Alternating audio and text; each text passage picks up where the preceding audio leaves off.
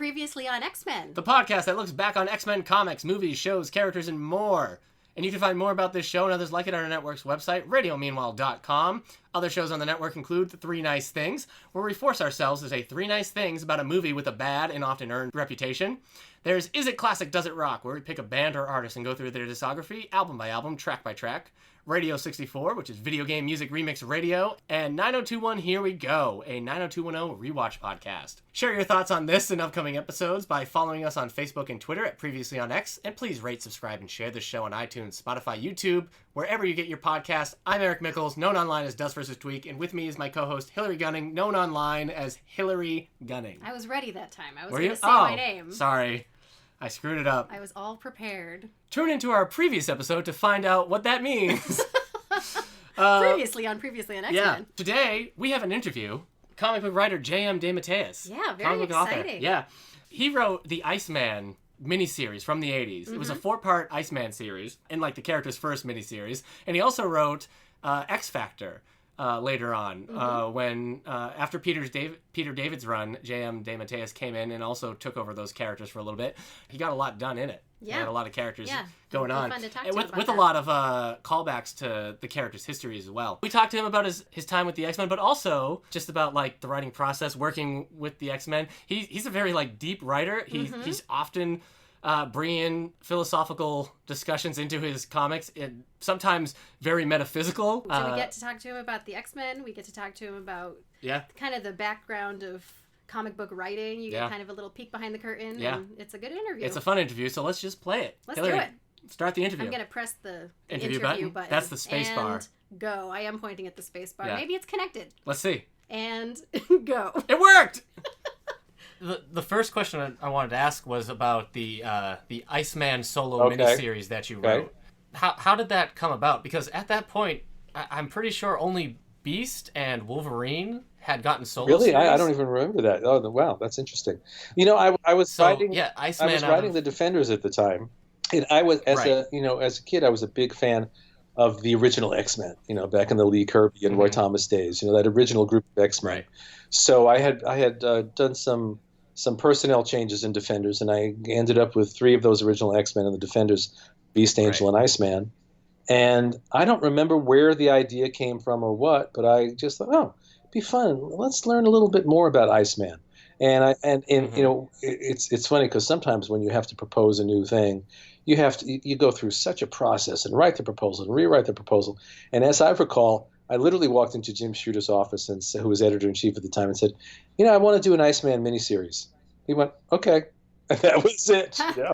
That was the approval process, you know. And then we just went from there. And I had a fun time, as I recall, exploring, as I like to explore, the family dynamics. Mm-hmm. You know, what is it like to be the parents of this mutant? Because it had been established, I think, before then that his parents were not comfortable with his mutant life, and they basically wanted him. I don't know whether Ike made that up or it pre-existed, that they wanted him to be an accountant, you know. And I think we all live with that in our lives, and certainly those of us who pursued a creative path. It's like, you really want to do that?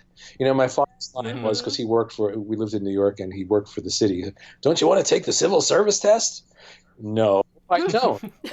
Get good benefits. You know, it's not what I want to do. You know, I had very practical goals. I either wanted to be a writer or a rock and roll star. You know, so and so, you know, I brought a lot of the dynamic of my own family to bear on Bobby's family, and that was a lot of fun for me, as I recall. Yeah, that's interesting. I guess it seems like Bobby does have more of the family dynamic than you get from a lot of the other X-Men. You see more about how they feel about I did a story in Marvel Team Up before that with the Beast and his mother, where we discover that she is actually in her core horrified by what he is.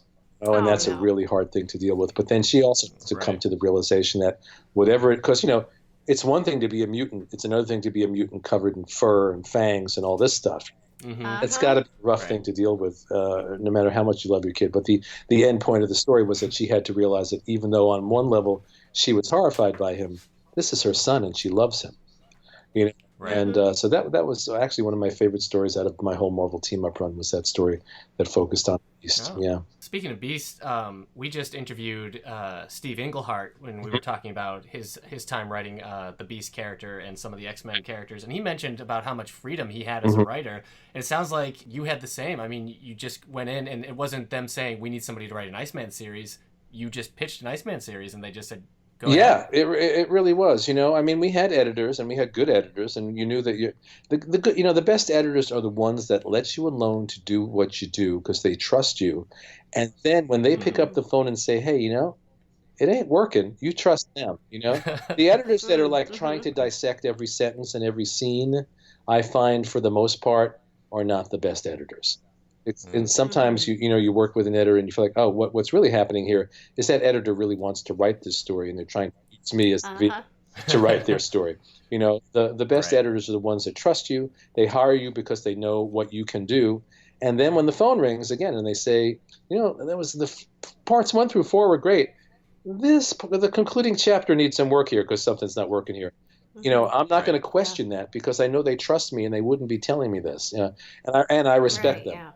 And you need that combination of respect and trust with an editor. So yeah, I've had a lot of freedom. And we talk about stories like Craven or Going Sane.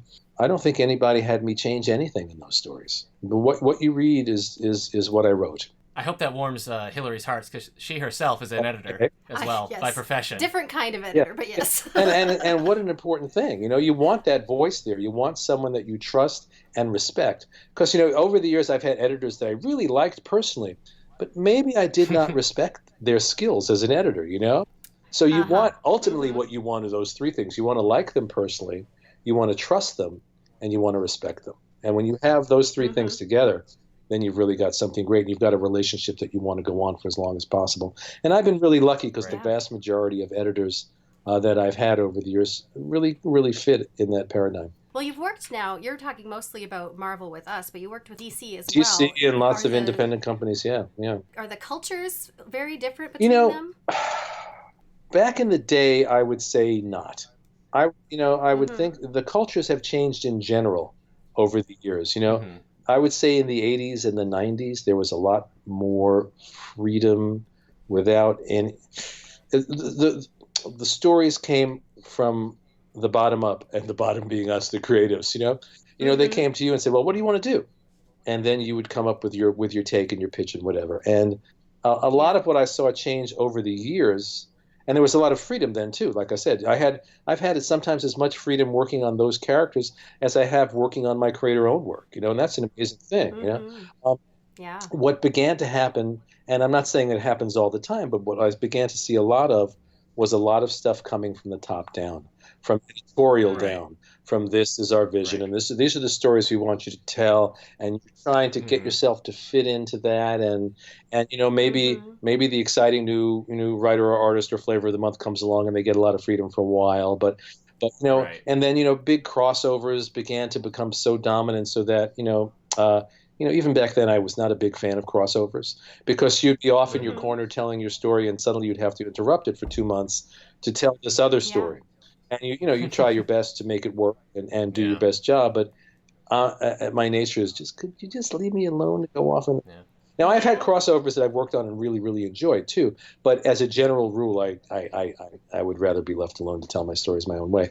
So I have seen that shift from bottom up to top down, but even with that, there's still a lot of freedom in comics, compared to writing in other media.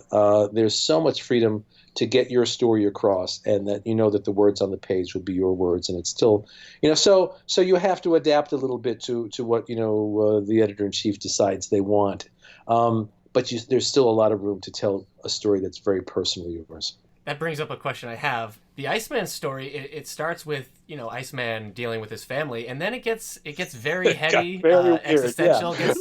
Gets very trippy. He starts dealing with the character who is the embodiment of oblivion. At one point, Bobby ceases to exist, and then he's back, and he didn't even realize it we happened. Have time travel, we have metaphysics, and we have family drama. All in this one insane story.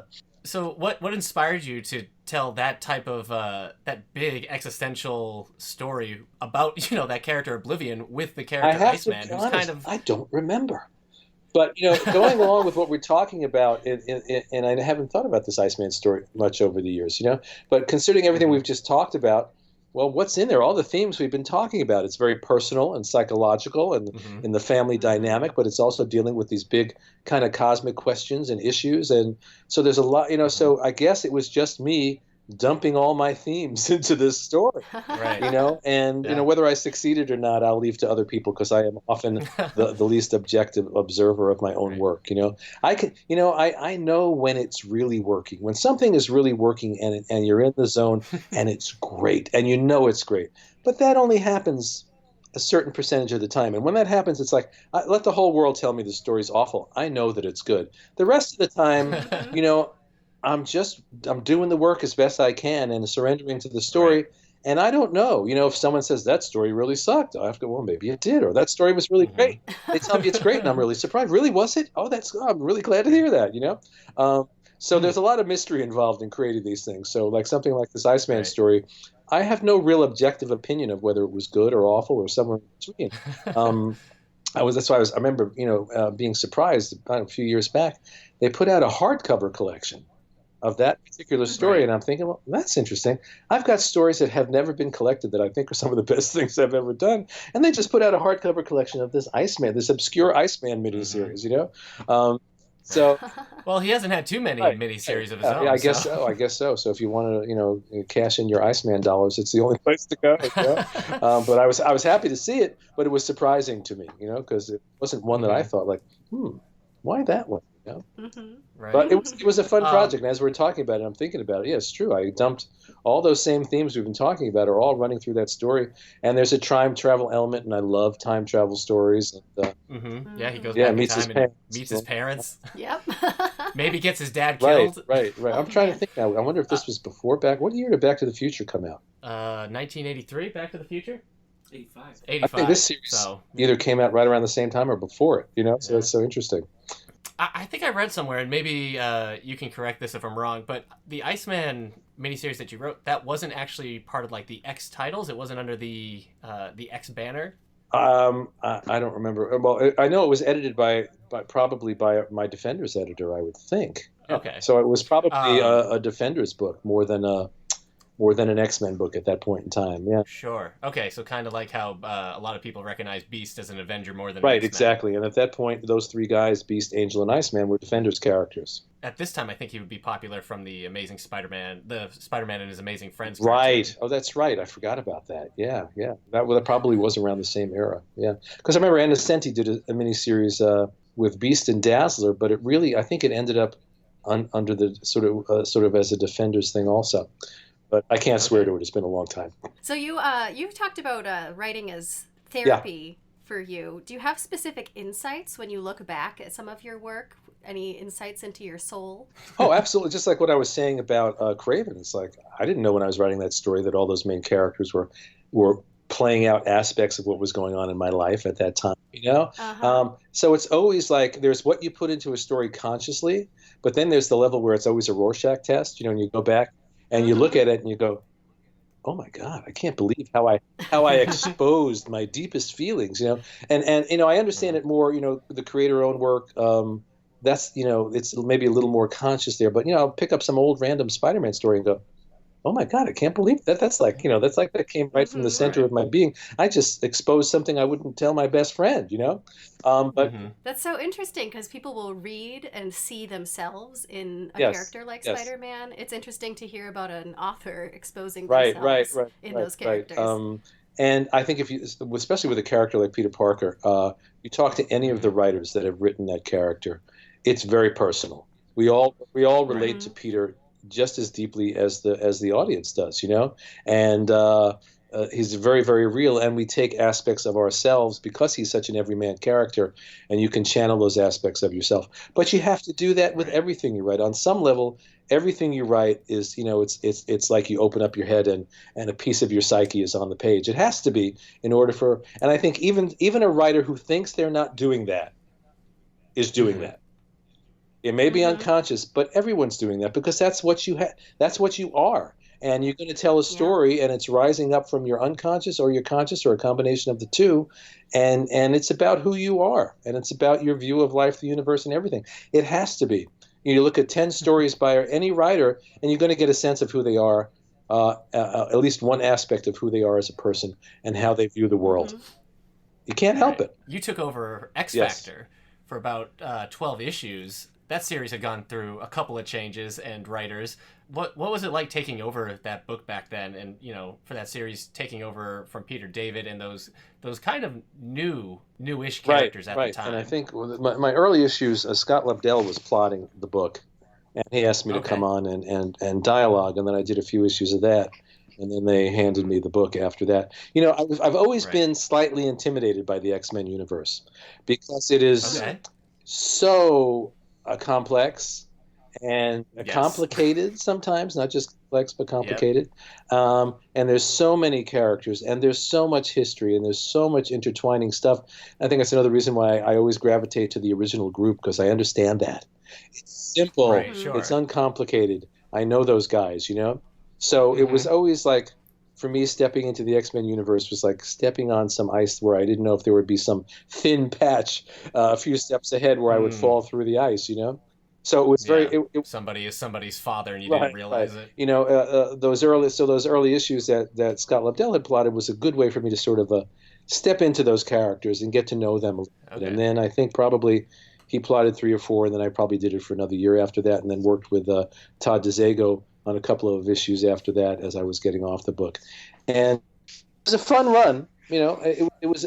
I can't say that it was my favorite thing that I've ever done or anything like that. But, as I said before, you get to know the characters. And once you get comfortable with the characters, you let them lead you through the story. And I remember there was some character called Random, I think that was his name, who I'd never heard of until I started working on the book. Something about him clicked for me. Multiple Man, I got fascinated with, because we talk about different aspects of your psyche. If we could manifest different physical selves with different aspects of our psyche, I found him to be a fascinating character. So certain characters I locked onto, and it was fun. It was a lot of fun working on the book. The sad part was, one of the reasons I was so excited to get on the book was because Joe Quesada was drawing it, and he drew one issue and he was gone. And it was like, but I wanted to work with him, and that's that's happened several times over the years, where you get on a book because you're so excited about the artist, and for one reason or another, within a few issues, that artist is off to the next thing. When I got on Justice League Dark a few years ago, Mikhail Janin, if that's how you pronounce his last name, I hope it is, a phenomenal artist. I loved his work on that book. And I got on the book, and he drew the first 3 or 4 issues, but he had been doing that book for like a few years, and he was ready to move on to something new. So it's like, but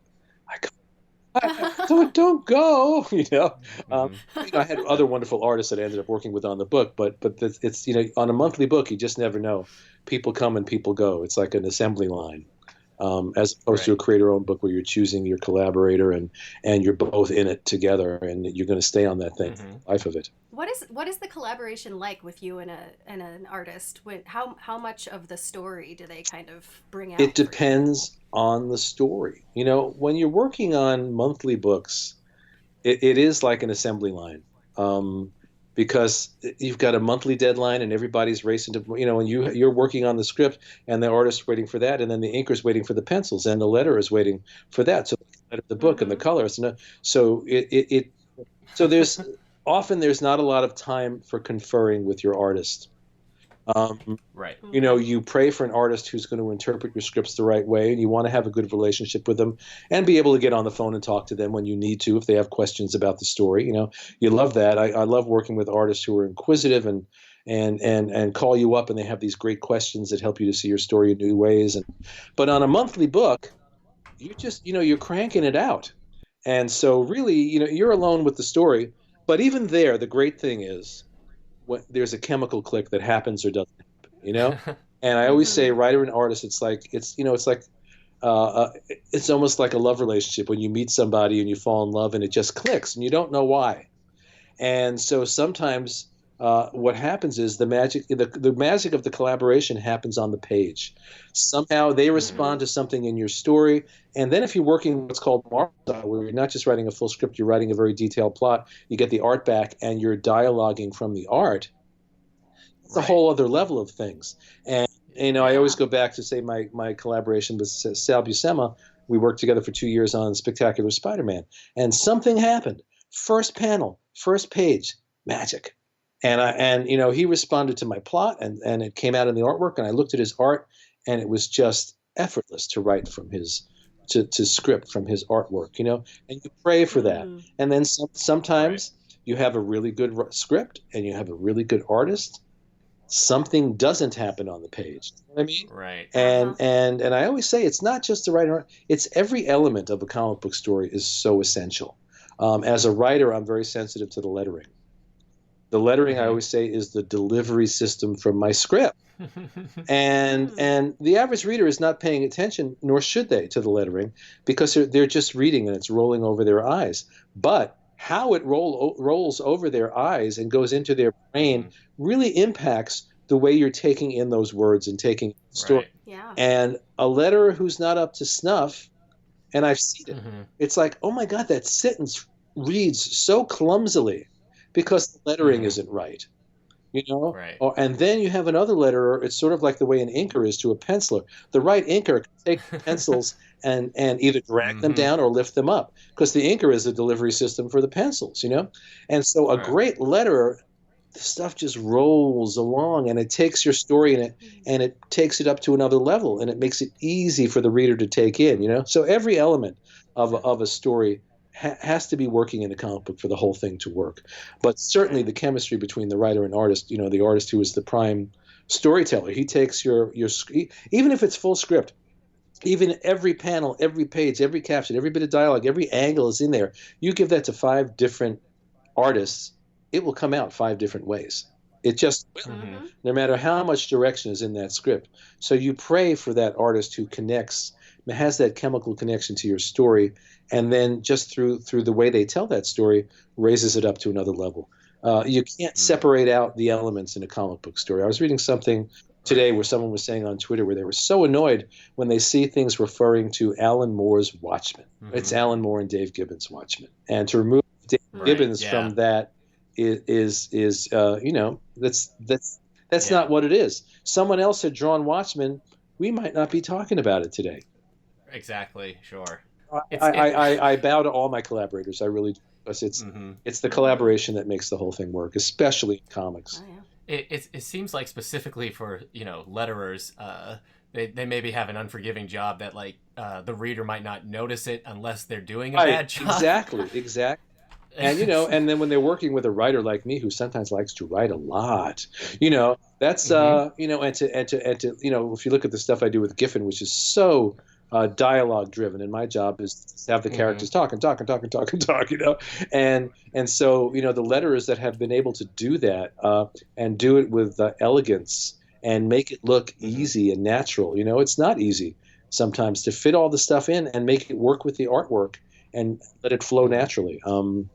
So I have so much respect for great letterers, so much. I thought it was interesting you were mentioning how you find the X-Men in general kind of convoluted and a little tricky to get into the real backstories of the X-Men. With your run, you kind of dealt, like I said, you were dealing with characters who were kind of new to having their own book and just a lot of readers, but then you were also dealing with some stories from Inferno, like Polaris and Malice, and you were bringing in Mr. Sinister, so it seemed like you were still bringing a lot in from X-Men continuity into I was trying my best to understand it and integrate it, because you have to do 2 things with especially with comics, which are so continuity driven, and you're stepping in and the characters have been there years before you got there, and they're going to be years after you're going to be there years after you're gone. You have to honor the past without being a slave to it, and then you have to bring something new to the table. Right. You have to balance those 2 things. It seemed like you also brought in your style to write the characers in their psychology first, as the way for us to understand the characters. It seemed like you still brought that in, even though now you had a whole team of a lot more characters. Right. And it's funny too, because although I've written a lot of team book stuff, and and yet I think it's the hardest thing to do in comics, to write team books. Okay. To have Real sure. this mass of characters and service them all as individual characters and come up with an adventure that works for not just like, Spider-Man is great. He's just Spider-Man. You have Peter Parker, and it's very personal. It's very focused. You look at Kraven's Last Hunt, it's essentially about 3 characters, and that's it. And then suddenly you've got these team books with multiple characters. When I wrote The Defenders years ago, I would often just break off and do solo issues with the characters and then bring them back together for some big team event and go off and do solo issues. Because I found that, and that was the kind of book where you could do that. You can't really do that with X Factor. Or when Giffen and I were doing Justice League, what made it work was that it was first and foremost a character book. The adventures were secondary. It was about the interplay between those characters first and foremost, and their humanity and their humor, But it's a hard balance. And I remember when I first started working on the Justice League Unlimited animated show, and like the second episode they handed me had like every character that's ever been in the series. You know what I mean? It was like these massive battles with 8,000 characters. And it was great. It was a real challenge, and you have to challenge yourself, and you have to be able to get your hands, wrap your hands and head around that. And so, as the years have gone by, it's a little easier for me dealing with these team books. And when I was doing, a few years ago, when I took over Justice League Dark, it was easier to step into a group book because but we're always learning. It doesn't matter how you're doing this stuff. Whatever you're writing, hopefully you're always learning, because if you're not always learning, then something's wrong. Given the opportunity, would you take on writing the original X-Men in their own book again, since you were a big fan the of original X-Men? I think, if someone offered that to me, and I don't see that happening anytime soon, but if someone offered that to me, I would have to seriously consider that because of my love of that group of characters, and because 8th grade me would be really pissed at me if I turned that down. Yeah, you don't want to get your 8th grade self upset at you for missed opportunities. Actually, back in the day, when I was reading those early Marvel comics, the X-Men was not a top tier book. It was kind of it was a sub tier book. I think it was bi-monthly, and I discovered it in junior high school, and then back and bought a bunch of the early issues. You were able to go. The first back issue I ever bought and paid money for, I bought X-Men #1 for $3 through the mail. So, and would that I still had that book. And then I sold a bunch of my comics when I was 12 or 13 because I wanted to buy a cool pair of boots, and that comic can now pay off my mortgage and a lot of other things, buy you a lot more boots too. But I had a great love of those characters, and one of the reasons I think why I loved them was because they weren't the prime books. Everybody loved, like at Marvel, Fantastic Four and Spider-Man. X-Men were down there sort of somewhere in the corner. And you always look for the character that's yours. You know what I mean? That everybody else isn't into. And the X-Men in those days were that for me. And there was Roy Thomas and Warner Roth were doing the book, I think. And that's not a run that's necessarily hailed as one of the great runs. I loved it. And then Roy stayed with that book for years and really developed those characters in ways that are still impactful for those characters all these years later. Right. And then eventually when he was doing it with Neil Adams and all the great stuff that he did.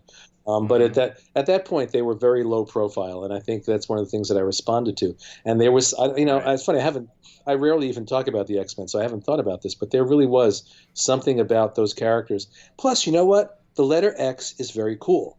They throw it in everything. There's a reason why X-Files. I don't know why the X Factor. Why is the letter X cool? I don't know. If they had been the W men, it's symmetrical. Right. That's true. If they had been the W men, I don't think the book would have hit at all. No, it wouldn't have worked. The T men. I don't know. Well, maybe I don't know. But X Men. There's something about that letter. There's something mysterious and resonant. The letter X. Like you said, you didn't spend too much time writing the X-Men, but had a lot of fun asking you these questions about your time with the X characters. It's because, and what's interesting is it's something that people rarely ask me about. So I don't have any pat answers, and I have to really explore my own history with these characters to see what it was that resonated with me. Yeah. Well, thanks for joining us for this. It's been a lot of fun for both myself and Hilary. Thank you. This has been fun for me as well. That was a fun interview. It was a fun interview. That was really fun. I really enjoyed talking to him. He seems like he's such a thoughtful person in all of the things that he's talking about, and it seems like his whole process is very... Listen, I've interviewed... I'm not trying to brag, but I've interviewed many different authors. Over on my other podcast, The All the Book Show, we've interviewed other authors. But talking to comic book writers is always so much fun because they put so much... They don't just write, like, I want to see Havoc fight Blob. Yeah. They put, like, so much, like, thinking and philosophy and ethics into what they're writing. And it's never... Like, when we talked to Steve Englehart, he was like, you know, when he was talking about Scarlet Witch and stuff, he's like, she's an Avenger. She should be an Avenger. Like... It's a deep process, and it's one that they seem to be more comfortable talking about than I think a lot of the other authors. Because you mentioned that you talked to, I mean, a good number of authors on your other show. And what I've noticed talking to these comic book authors is that at least the way they talk about their process, it seems deeper than the process of a lot of the authors that you've talked to. Well, and as we heard, you know, J.M. DeMatteis, you know, proves that. Because, like, with that Iceman comic or with... X-Factor, or with anything like he talked about. It's just, you know, if you're working through your own, like, metaphysical philosophy, put it into a comic book, too. It's always, it's been a lot of fun. So that was talk with him about. He was on an episode of The All the Book Show, the other podcast that I do. He was on episode 218, Going Sane, with J.M. DeMatteis. We talked to him about his Joker story, Going Sane. He also wrote Kraven's Last Hunt. He wrote many, many great comic books. Yeah, so you can find that over there if you want to hear him talk about the non-X-Men stuff. Yeah, go over there, hear some more from him. We also have interviewed, if you want to go back, we've interviewed Fred Van Lente and Steve Englehart. Yeah, previous You can go episodes. find those if you hadn't heard them before. I'm Dust vs. Tweak everywhere online, apart from other shows on Radio Meanwhile Network. As I said, I'm the co-host of the podcast, The All the Book Show. Thank you to Prophetic Music for our theme song. You can join us for our next episode. We're talking The Wolverine, the movie. The 2013 The Wolverine. That'll be fun. It's not a prequel. No. It's a sequel. It's to X-Men, The Last Stand. That's weirdly out of sync with how they were released, right? Because X-Men The Last Stand ends the trilogy. Yes. Prequel X-Men Origins. Prequel X-Men First Class, which is actually takes place even before X-Men Origins timeline. Yeah. And then The Wolverine, which is a direct sequel to X-Men The Last Stand. Last Stand. Right. Yeah. If you just watch the Wolverine movies by themselves, they go in order. But when you think about them with the X-Men movies, they're all over the place. They're all over the place. So we'll talk more about that next time. Yep. All right. So, yeah. Are you excited to rewatch The Wolverine? Yeah, I think so. You think so? I think I enjoyed that movie. Yeah. It's not one that I have lots of, like, emotions tied up in. I think I just sort of liked it. I don't know. I've watched it quite a bit. I like it. Do you love it? Do you want to marry it? Stop it! What if it's listening? Ugh. Again, you can find more about this show and others like it at our network's website, radiomeanwhile.com. Please follow us on Facebook and Twitter at Previously on X. And please rate, subscribe, and share this show on iTunes, Spotify, YouTube, wherever you get your podcasts. Thank you for listening. Bye.